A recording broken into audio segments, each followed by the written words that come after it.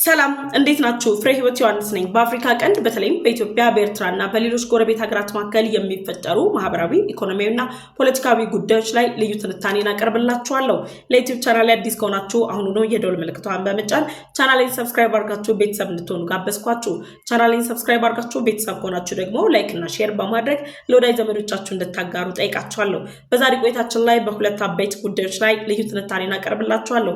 የመጀመሪያው የሆነው የኢትዮጵያ የቀይ ባህር ጥያቄ እየተጠናከረ ባለበት በዚህ ወቅት ላይ ኢትዮጵያ አማራጭ ወደቦችን ከመፈለግ ባለፈም የአሰብ ወደብን በእጇ ለማስገባት የተለያዩ እንቅስቃሴ ማድረጓን ባጠናከረችበት በዚህ ወቅት ላይ የጅቡቲ መንግስት በኢትዮጵያ ላይ አደገኛ የተባለ ውሳኔን አሳልፏል።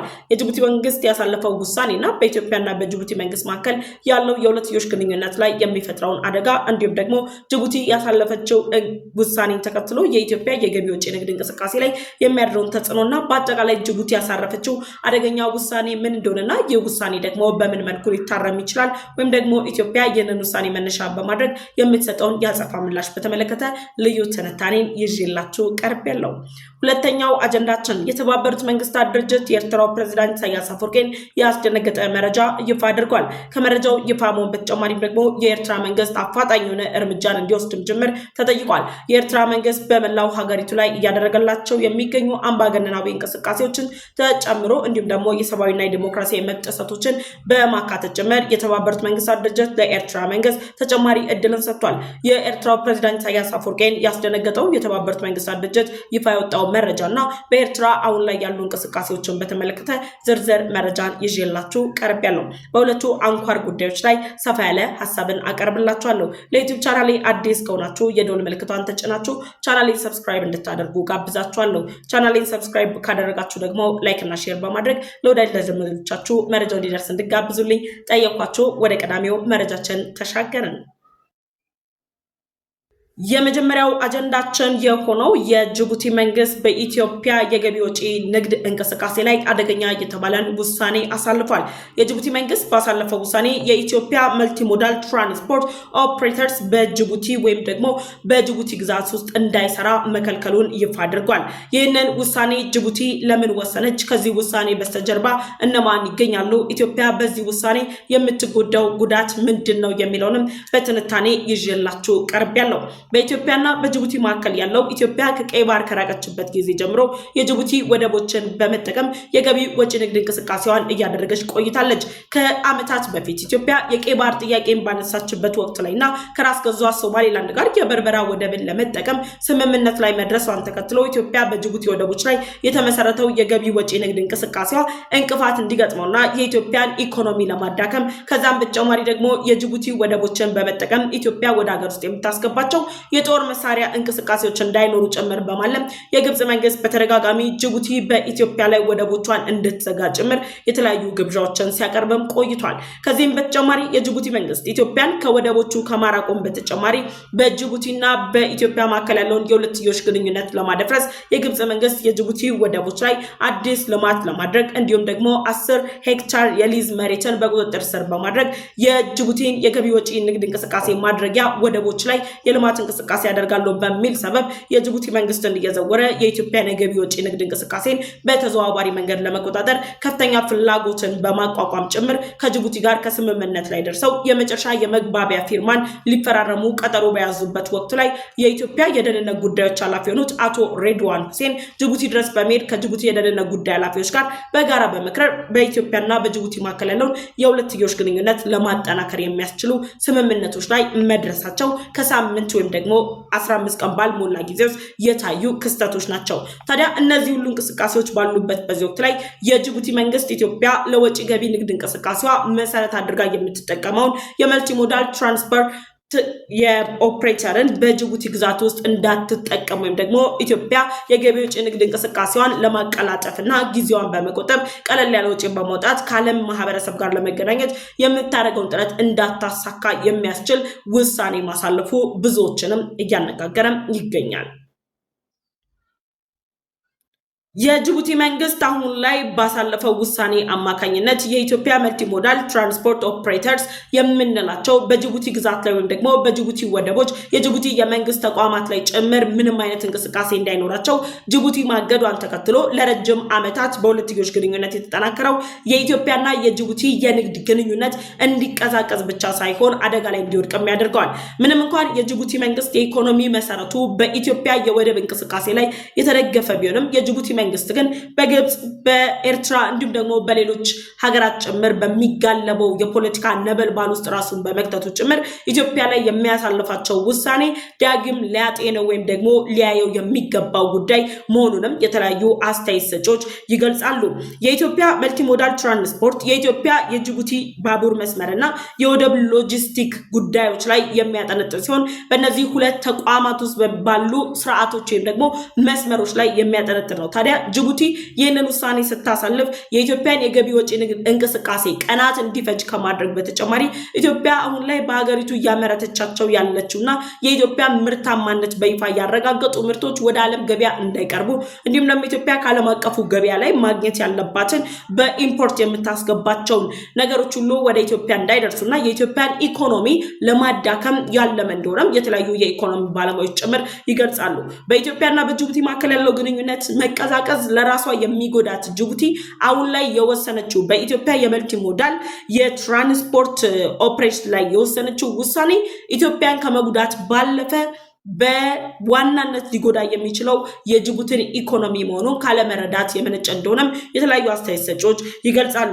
የኢትዮጵያ መልቲሞዳል ትራንስፖርት የምንለውን ኢትዮጵያ የምትጠቀምበት ዋነኛ ምክንያት ባለፉት 30 ዓመታት የኤርትራ ወደቦች አሁን ላይ ኤርትራ እያስተዳደረችው የምትገኘው የአሰብ ወደብን ኢትዮጵያ ከእጇ ካጣችበት ጊዜ ጀምሮ የጅቡቲ ወደቦችን በምትጠቀምበት ጊዜ በፈጣን እድገት ላይ ያለው ኢኮኖሚዋ የማምረት አቅሟ መጨመር ከዓለም አቀፉ የንግድ ተቋማት ጋር ያላት ትስስር ከሀያላን ሀገራት ጋር የፈጠረችው ሁለትዮሽ ግንኙነትን ተከትሎ የገቢ ወጪ ንግድ እንቅስቃሴዋ ሁሉ በጅቡቲ ወደብ ላይ ያተኮረ ነው። ለምሳሌ ኢትዮጵያ የወደብ ጥያቄን ባቀረበችበት ወቅት ላይ የጅቡቲ መንግስት እኮ በራስ ገዟ ሶማሊላንድና በኢትዮጵያ መካከል የተፈረመው ስምምነት ትኩሳት ሆኖ የአፍሪካ ቀንድን ሲነቀንቀው የጅቡቲ መንግስት ኢትዮጵያ የታጁራ ወደብን ጭምር እንድታስተዳድር ፈቃደኛ መሆኑን ገልጾ ነበር። ነገር ግን አሁን ላይ በጊዜ ሂደት ባሉ ነገሮች ላይ ጅቡቲ ከኢትዮጵያ በተቃራኒ በመቆም ባለፉት ወራት በጅቡቲ የሚገኙ ኢትዮጵያውያን አገሪቱን ለቀው እንዲወጡ ጭምር ማዘዟም የሚታወስ ነው።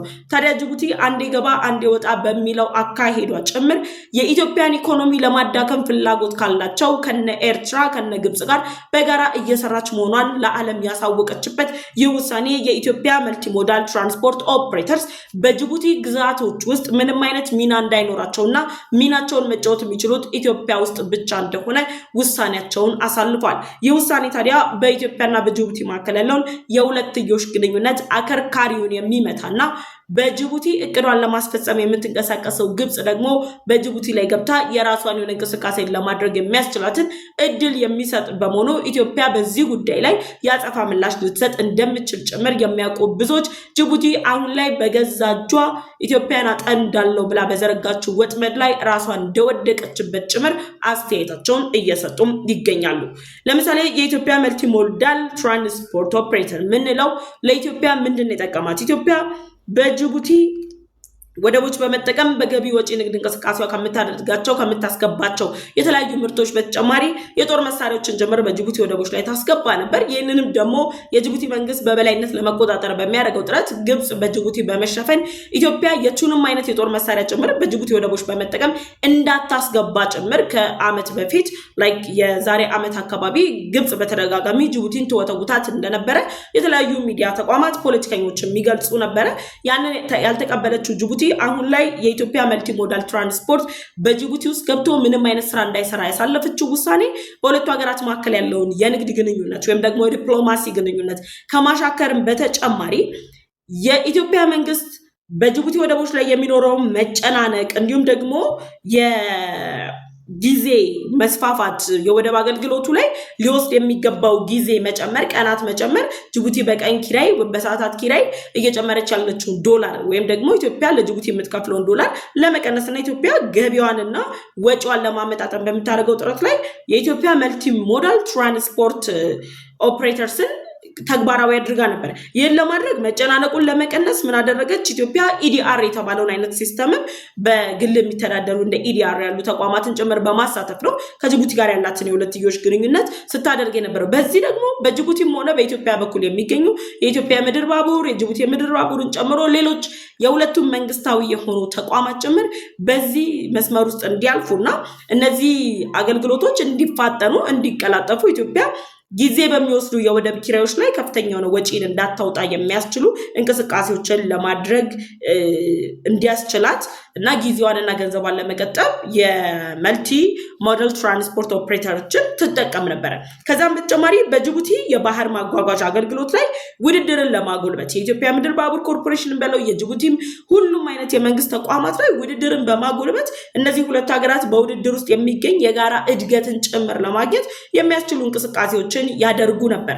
እነዚህ ሁሉ የሆኑ ታዲያ ኢትዮጵያ ትጠቀም በነበረው መልቲ ሞዳል የትራንስፖርት ኦፕሬሽን ነው። ይህ ደግሞ ሲሆን የነበረው በኢትዮጵያም እንዲሁም ደግሞ በተመሳሳዩ በጅቡቲ ግዛት ላይ ነው። አሁን ግን የኢትዮጵያ ቀይ ባህር ጥያቄ እየተጠናከረ በመጣበት በዚህ ወቅት ላይ ኢትዮጵያ አማራጭ ወደቦችን ለመጠቀም እንቅስቃሴ እያደረገች ባለችበት በዚህ ወቅት ላይ የአሰብ ወደብ ላይ ያላትን የባለቤትነት ጥያቄ ባጠናከረችበት በዚህ ወቅት ላይ ጅቡቲ ይህንን ውሳኔ የወሰነችው በድንበር አካባቢ የተለያዩ ጦራቸውን አሳልፈው ኢትዮጵያ ላይ ትንኮሳ ከሚያደርጉት ግብፅና ኤርትራ ባልተናነሰ መልኩ ኢትዮጵያ ላይ ትንኮሳ ለማድረግ እንደሆነ የተለያዩ አስተያየቶች እየተሰነዘሩ ይገኛል። ምንም እንኳን ጅቡቲ ኢትዮጵያ ውለታዋን መክፈል የምትችልበት ጊዜ ላይ አልደረሰችም። ጅቡቲ የትናንት ሀገር ነች። የረጅም ሀገር ታሪክ የሌላት የትናንት ሀገር ከምንላቸው ትንንሽ የሀገራት ከምንላቸው በሀገር ደረጃ ትንሽ ማለቱ ትንሽ የሚከብድ ቢሆንም ጅቡቲ ግን በኢትዮጵያ የገቢ ወጪ ንግድ እንቅስቃሴ ላይ የተመሰረተ ኢኮኖሚ ያላትና አብዛኛው የጅቡቲ የዕለት ተዕለት እንቅስቃሴ በኢትዮጵያ የዕለት እንቅስቃሴ ላይ የተደገፈ ነው። ሌላውን እንተውና የጅቡቲው ፕሬዝዳንት ኦማር ጊሌ በራሳቸው ኢትዮጵያ ውስጥ ነው ትምህርታቸውን የተከታተሉት። አንደኛ ደረጃ ትምህርታቸውን የተከታተሉት ኢትዮጵያ ውስጥ ነው። ለነገሩ የኤርትራው ፕሬዝዳንት ኢሳያስ አፈወርቂም ኢትዮጵያ ውስጥ ነው የተማሩት። ነገር ግን ላስተማሯቸው ውለታ አለዋሉላቸው ሀገራት ከመጥቀም ይልቅ አሁንም ኢትዮጵያ በህዳሴ ግድብ የምታመነጨውን የኤሌክትሪክ ኃይል ጨምሮ ለጅቡቲ የተለያዩ ጥቅሞችን እየሰጠች ባለችበት በዚህ ወቅት ላይ የህዳሴ ግድቡን አጠናቀን ባስመረቀን ጊዜ የጅቡቲው ፕሬዝዳንት ኦማር ጊሌ ኢትዮጵያ ያስመረቀችው ለራሷ ብቻ ሳይሆን ለአፍሪካ ብሎም ደግሞ ለምስራቅ አፍሪካ ለቀጠናው እጅግ ጠቃሚ እንደሆነ የገለጹት የጅቡቲው ፕሬዝዳንት አሁን ላይ መጥተው የኢትዮጵያ መልቲ ሞዳል ትራንስፖርት ኦፕሬሽን በጅቡቲ ላይ መከናወን አይችልም ማለት ኢትዮጵያ በቀጣይ በጅቡቲ ወደቦችን በመጠቀም የምታደርገው የገቢ ወጪ ንግድ እንቅስቃሴ ይቆምልን ወደሚሉ እሳቤዎች ሊሄድ እንደሚችል ጭምር መንደርደሪያ ሀሳብ እንደሆነ በይፋ ያሳየ ነው።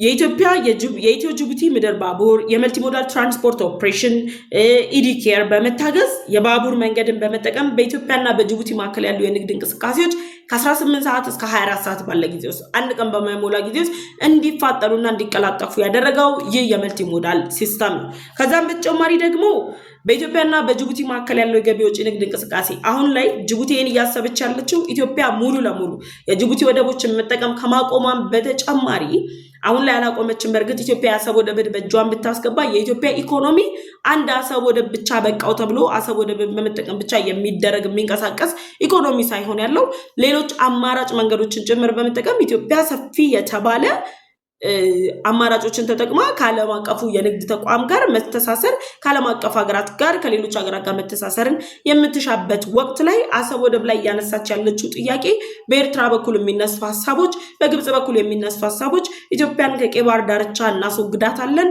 ኢትዮጵያ የቀይ ባህር አካል አይደለችም፣ የቀይ ባህር ደህንነትን ማስጠበቅ አትችልም የሚሉ ሀሳቦች በሚነሱበት በዚህ ወቅት ላይ ጅቡቲ ይሄን ውሳኔ የወሰነችው በይፋ ግብጽና ከኤርትራ አጋር መሆኗን በይፋ እያረጋገጠ ነው። ይህ የሆነበት ዋነኛ ምክንያት ኢትዮጵያ ለጅቡቲ በአመት ከ4.5 ቢሊዮን የአሜሪካን ዶላር በላይ ክፍያ ትከፍላለች ለወደብ እንቅስቃሴ።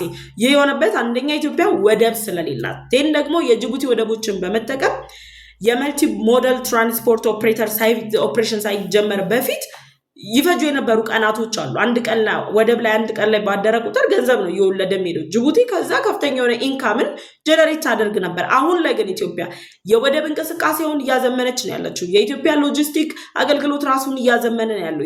የኢትዮ ጅቡቲ የምድር ባቡር ኦፕሬሽን ራሱን እያዘመነ ነው ያለው። ስለዚህ ኢትዮጵያ ወደ ጅቡቲ ወደቦች ላይ የምታደርጋቸው እንቅስቃሴዎች በዘመናዊነት እየታገዙ ጊዜ ላይ የተመሰረቱ አጠቃላይ እንቅስቃሴያቸው ሁሉ ነገራቸው ያተኮረበት ስርዓት ምቾት አልሰጣትም ለጅቡቲ።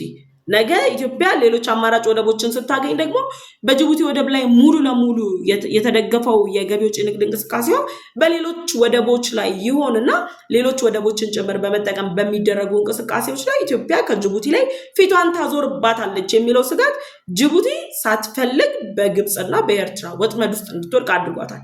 ወጥመድ ውስጥ መውደቅ ብቻ ሳይሆን ረጅም ጊዜ አጋሯ ከሆነችው ኢትዮጵያ የጅቡቲን ኢኮኖሚ እየደገፈች ካለችው ኢትዮጵያ ፖለቲካሊ ጭምር ጅቡቲን ሰፖርት የምታደርገው ኢትዮጵያ ከኤርትራ ጋር ውጥረት ውስጥ ያሉበት የዳንክሌ ደሴት ላይ ጭምር ኢትዮጵያ የት ቦታ ላይ እንዳለች ጭምር ይታወቃል። እነዚህን ሁሉ ኮንትሪቢዩሽኖች ለጅቡቲ ኮንትሪቢዩት እያደረገች ያለችው ኢትዮጵያ የመልቲ ሞዳል ትራንስፖርት ኦፕሬተሯን በጅቡቲ ግዛት ላይ ማድረግ አትችልም። ወይም ደግሞ ኢትዮጵያ መጠቀም የምትችለው ቪዝል ኦፕሬቲንግ ሺፒንግ ላይን የሚባለውን ነው። ቢልስ ኦፍ ላንዲንግ በሚባል ሲስተም ብቻ ነው መጠቀም የምትችለው። ሌላዎቹን ሲስተሞች መጠቀም አትችልም በማለት በተደጋጋሚ ምን አድርገዋል? የሎጂስቲክ አገልግሎት ላይ ቅሬታን ሲያቀርቡ ነበር። ጅቡቲ በተደጋጋሚ ሪፖርቶችን ስታቀርብ ነበር።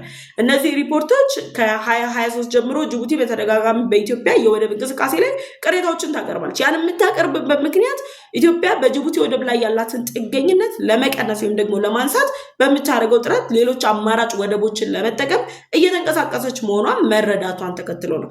በዚህ ሂደት ውስጥ ታዲያ ጅቡቲ ለኢትዮጵያ ታጁራ ወደብን ተጠቀሚበት ብላ ያቀረበች ሀገር ዛሬ ላይ ደግሞ ኢትዮጵያ ወደቦቼ ላይ እንደ ልቧ መጠቀም አትችልም፣ በጅቡቲ ግዛቶች ላይ ይህን ልታደርግ አትችልም የሚል ውሳኔን አሳልፋ በራሷ ውሳኔ ቪዝል ኦፕሬቲንግ ሺፒንግ ላይንን ብቻ እንድትጠቀም ወይም ደግሞ ቢልስ ኦፍ ላንዲንግን ተጠቅማ ኢትዮጵያ የገቢዎች የንግድ እንቅስቃሴዋን እንድታደርግ ነው ጅቡቲ ውሳኔ ያሳለፈችው።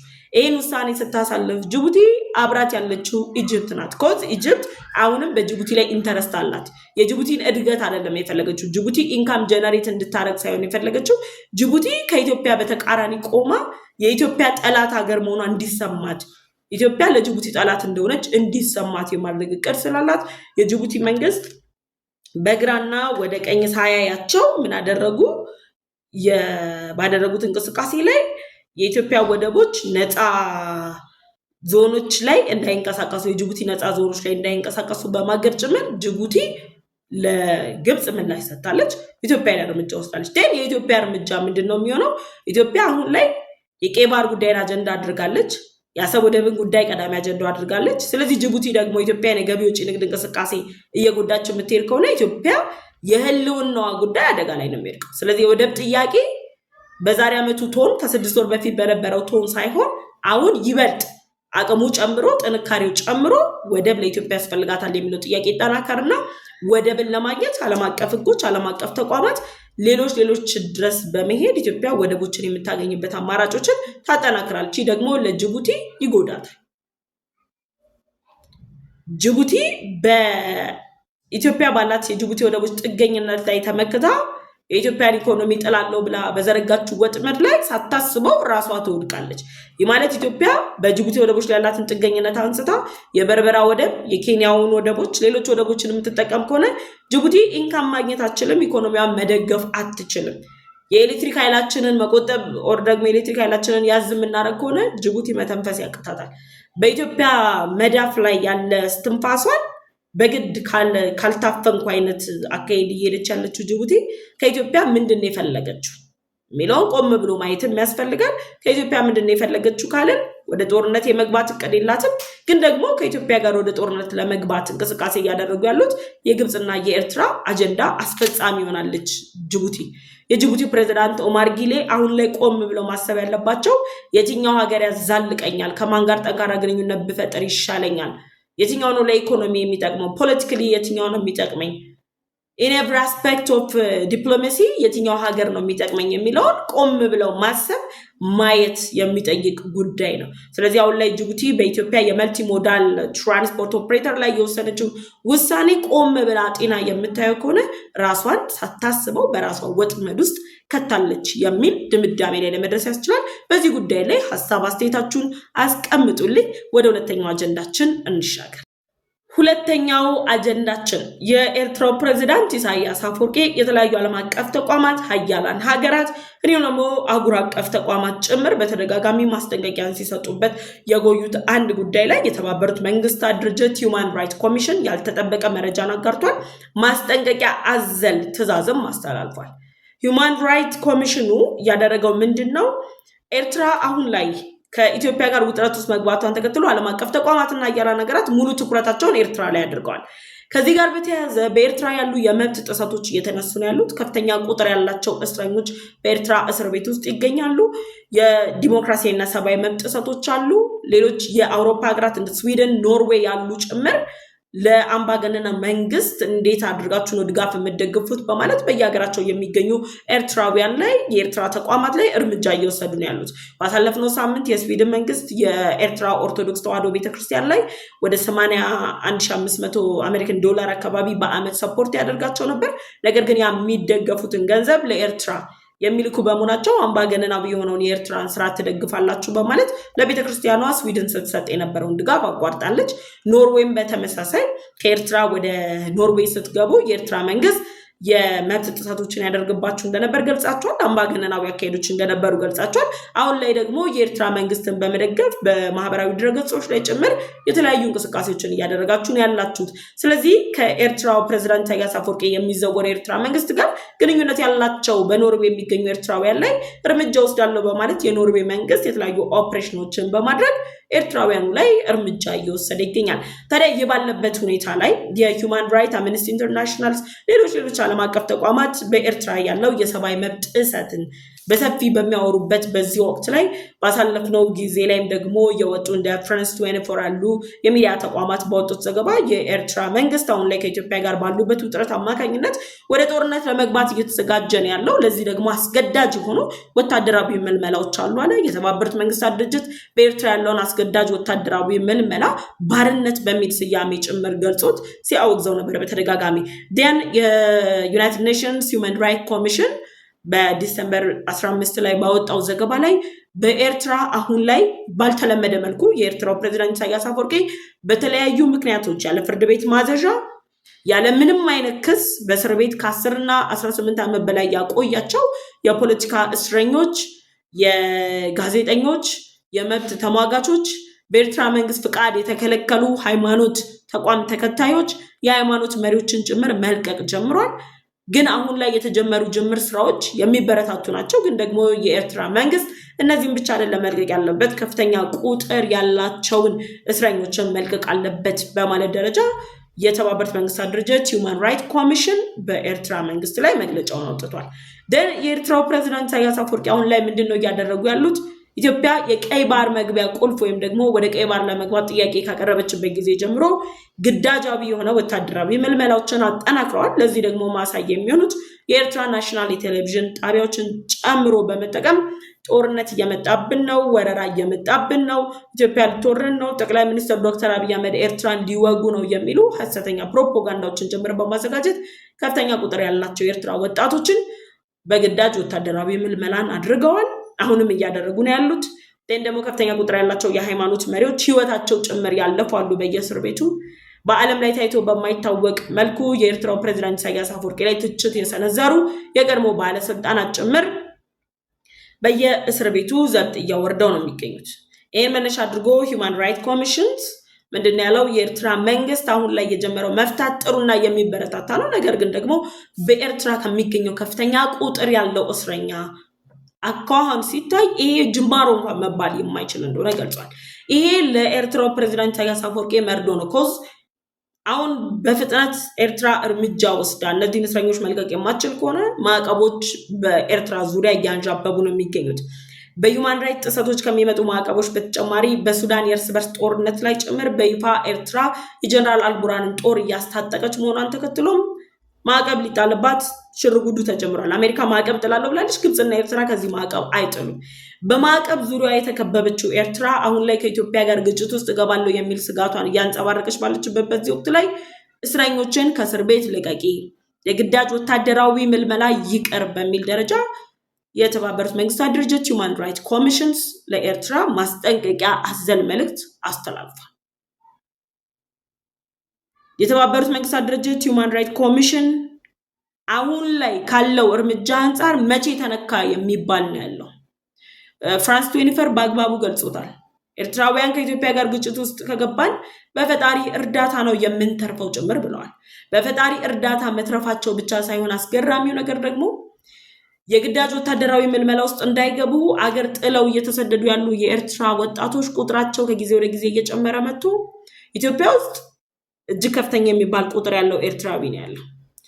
ኡጋንዳ ከፍተኛ ቁጥር ያለው ኤርትራዊ ነው ያለው። በየውቅያኖሱ በየባህሩ በየበረሃው ወድቀው የሞቱ ኤርትራውያን ደግሞ ቁጥራቸው እጅግ ከፍተኛ ነው። ኤርትራ በጣም በሚያስገርም መልኩ በግዳጅ የምትመለመላቸው ወታደሮች ለኤርትራ ብቻ ሳይሆን እየተዋጉ ያሉት በሱዳን የእርስ በርስ ጦርነት ላይ ቁጥሩ 5000 የሚደርስ የኤርትራ ወታደር በጀነራል አልቡራን ጦር በኩል ተሰልፎ ከፈጥኖ ደራሽ ኃይሉ ጋር ግብግብ ላይ ነው። ከዛም በተጨማሪ በፌደራል መንግስቱና በህዋት መካከል የተፈጠረውን ውጥረት ተከትሎም ከህዋት ጎንም የተሰለፉ የኤርትራ ወታደሮች አሉ። ወጣቶች በግዳጅ የተመለመሉ ከትምህርት ይልቅ ጦር መሳሪያ የሚያስታጠቋቸው።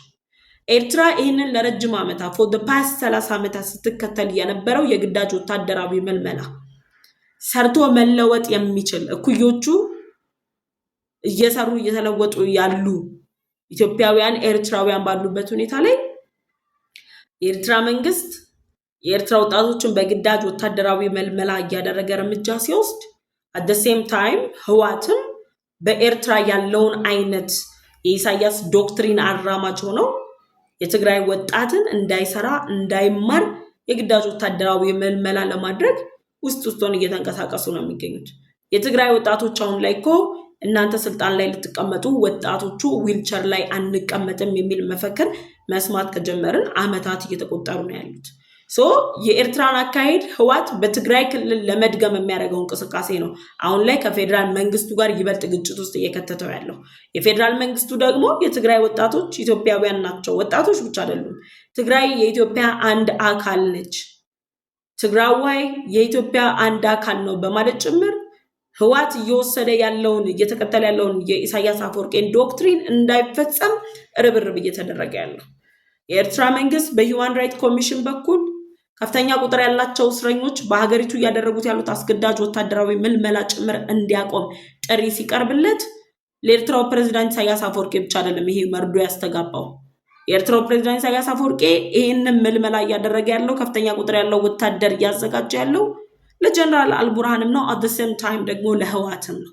ስለዚህ እኩል ነው የተሰማቸው እነዚህ ሶስት ኃይሎች ጀነራል አልቡርሃንም ህዋትም ቢሆኑ ወጣቶች እንዳይሰሩ ወጣቶች እንዳይለወጡ ጦር መሳሪያ ይዘው ለምን እንደሚዋጉ እንኳን አያውቁትም። አላማውን ሳያውቁት እንዲሞቱ በየወጡበት እንዲቀሩ የሚደረጉ እንቅስቃሴዎች ከፍተኛ ቁጥር ያለው ስደተኛ እየበዛ ያለው በኤርትራ ባለው አማካኝነት ደን ደግሞ የሃይማኖት ነፃነቶች በመንግስት የጸደቁ ሃይማኖቶች ብቻ ተቀባይነት ኖሯቸው እንዲከተላቸው የሃይማኖት ነፃነት የሌለበት ሀገር ሆና ኤርትራ የእስልምና ሃይማኖት ተከታዮች አባቶች እየታሰሩ ያለ ፍርድ ቤት ማዘዣ 20 እና 25 ዓመት ደን ደግሞ ፕሮቴስታንት አድቨንቲስት ሌሎች ሃይማኖቶች ጭምር በኤርትራ በጭቆና እየኖሩ ያሉበት ሁኔታ ነው ያለው። ይህን ስርዓት በመገንባት ኤርትራ ውስጥ ያሉ ታዋቂ ሃይማኖት ተቋማቶች ብቻ ያሏቸው በኤርትራ መንግስት ብቻ የሚታወቁ ሃይማኖት ተቋማቶች ብቻ መሪዎች በነፃነት እነሱም እየተንቀሳቀሱ አይደለም። እነሱንም ጭምር በመጠቀም የሃይማኖት መሪዎችን በመጠቀም ኢሳያስ አፈወርቂ የራሱን ዶክትሪን የራሱን አካሄድ በህብረተሰብ ውስጥ ለማስገባት ወይም ደግሞ በህብረተሰብ ውስጥ እንዲሰርጽ ለማድረግ እንቅስቃሴ እየተደረጉ ያለበት ሁኔታ ነው ያለው። በዚህ ሁኔታ ላይ 10,000 በላይ ያለ ፍርድ ቤት ማዘዣ የታሰሩ የኤርትራ እስረኞች አሉ። ያለ ፍርድ ቤት ማዘዣ ወንጀሎች ይሰራሉ። ሰው ወንጀል ከሰራ በህግ መጠየቅ ግዴታው ነው። በነገራችን ላይ ወንጀለኛ መቅጫ ህግ ያለበት ሀገር ወንጀለኛ መቀጣት አለበት። ግን ያለ ፍርድ ቤት ማዘዣ የኤርትራው ፕሬዝዳንት ኢሳያስ አፈወርቂ ከ10,000 በላይ ኤርትራውያንን በተለያዩ ማሰሪያዎች ወይም ደግሞ እስር ቤቶች ውስጥ አስቀምጧል። ከዚህ ውስጥ ደግሞ ሰርዋ የሚባለው የኤርትራ እስር ቤት የግፍ እስር ቤት፣ ግፍ የሚፈጸምበት እስር ቤት እንደሆነ ጭምር ገልጸዋል። ከቀናት በፊት የተፈቱ ወደ 18 የሚጠጉ እስረኞች ነበሩ። እነዚህ እስረኞችን በተመለከተ ቤተሰቦቻቸው መፈታታቸውን ገልጸዋል። የኤርትራ መንግስት ግን በይፋ እስረኞችን ፈትቻለሁ የሚል መግለጫ አላወጣም። ግን ደግሞ እስረኞቹ እንደተለቀቁ ተነግሯል። ታዲያ አሁን ላይ በኢትዮጵያና በኤርትራ መካከል ያለው ውጥረት በጨመረ ቁጥር የኤርትራው ፕሬዝዳንት ኢሳያስ አፈወርቂ ወታደር ማዘጋጀት አለበት፣ ታጥቆ የሚዋጋ አካል ማዘጋጀት አለበት። ያን ለማድረግ ደግሞ በሚያደርገው እንቅስቃሴ ላይ የኤርትራን አካሄድ የሚቃወሙ ሰላም ይሻለናል የሚል አስተያየት የሚሰጡትን ጭምር ስለምን ተነፈሳችሁ፣ ስለምን ጻፋችሁ በማለት ዘብጥያ እየወረወራቸው ነው የሚገኘው። ኤርትራ መንግስትን የማይደግፉ የኢሳያስን አካሄድ የማይደግፉ ሁሉ ዘብጥያ ነው የሚወርዱት። ሌላው ቢቀር በቅርቡ ኤርትራ ኢጋድ አባል ሀገራትን ለቃ ስትወጣ ከፍተኛ ቁጥር ያላቸው የኤርትራ የሚዲያ ሰራዊቶች ኢሳያስ አፈወርቂ ጥበብ የጎደለው ውሳኔ ነው የወሰኑ የሚል አስተያየት ሰጥተዋል። እነዚህ አካላቶች መኖሪያቸው ኤርትራ ቢሆን ተመሳሳይ ታሪክ ነው ያላቸው። ዘብጥያ ነው የሚወርዱት፣ በየእስር ቤቱ ነው የሚወድቁት። ስለዚህ የእሳቸውን ሀሳብ የሚደግፉ የእሳቸውን እቅድ የሚያስፈጽሙና ትክክለኛ መሪያችን ገና ወደፊት ትመራናለ ንጉሶ ብለው የሚኖሩት በነፃነት ይኖራሉ። ይሄ ትክክል አይደለም፣ ይሄን ማድረግ ብንችል በማለት ሀሳብ የሚሰጡትን ዘብጥያ እያወረደ የተለያዩ እንቅስቃሴዎች እየተደረጉ ነው ያሉት። ስለዚህ የዩናይትድ ኔሽንስ ሂውማን ራይትስ ኮሚሽንስ ኤርትራ አሁን ላይ ጥቂት የሚባሉ እስረኞችን 10 ፍሬ 20 ፍሬ እያለቀቀች ለቀቅ ያለው ብላ ማንንም ማታለል እንደማትችል ነው የገለጹት። አልተነካም። ገና ከፍተኛ ቁጥር ያለው ኤርትራዊ በየእስር ቤቱ ነው ያለው። ያ መፈታት አለበት። ያን ችግር ሶልቭ ማድረግ አለብን፣ ያንን መቅረፍ አለብን በሚል ደረጃ አሁን ላይ እየተነሳ ነው ያለው። ስለዚህ ሂውማን ራይትስ ኮሚሽኑ ከ10,000 በላይ ያለ ፍርድ ቤት ማዘዣ በኤርትራ ዘብጥያ ውስጥ ያሉ ኤርትራውያን አሉ። እነዚህ ኤርትራውያን እንዲለቀቁ ለኤርትራው ፕሬዝዳንት ኢሳያስ አፈወርቂ ማስጠንቀቂያ አዘል መልእክት ነው ያስተላለፈው። የተባበሩት መንግስታት ድርጅት በኢትዮጵያና በኤርትራ መካከል የአልጀርሱ ስምምነት ተፈጻሚነት ላይ እንዲመክሩ አዘዘ ብለው ሚዲያቸውን ሲያቧጭሩ የነበሩት የኤርትራ የሚዲያ ሰራዊቶች ዛሬ የተባበሩት መንግስታት ድርጅት ሂውማን ራይትስ ኮሚሽን ግን እስረኞች ይለቀቁ፣ የመብት ጥሰት እየተፈጸመ ነው ሲል ዝም ጭጭ ብለዋል። ለምን አሉ እንዴት አሉ የሚለው የታወቀ ጉዳይ ነው። ስለዚህ የኤርትራው ፕሬዝዳንት ኢሳያስ አፈወርቂ ባልጠበቁት ሰዓት ላይ የተለያዩ ማዕቀቦች የሚያስጥሉባቸው አይነት ሀሳቦች እየተነሱ ነው ያሉት። ዓለም አቀፍ ተቋማቱ በእሳቸው ላይ ያላቸውን ነገር እያመረሩ ነው ያሉት። ቀጣይ ምንድነው ጣፈንታቸው?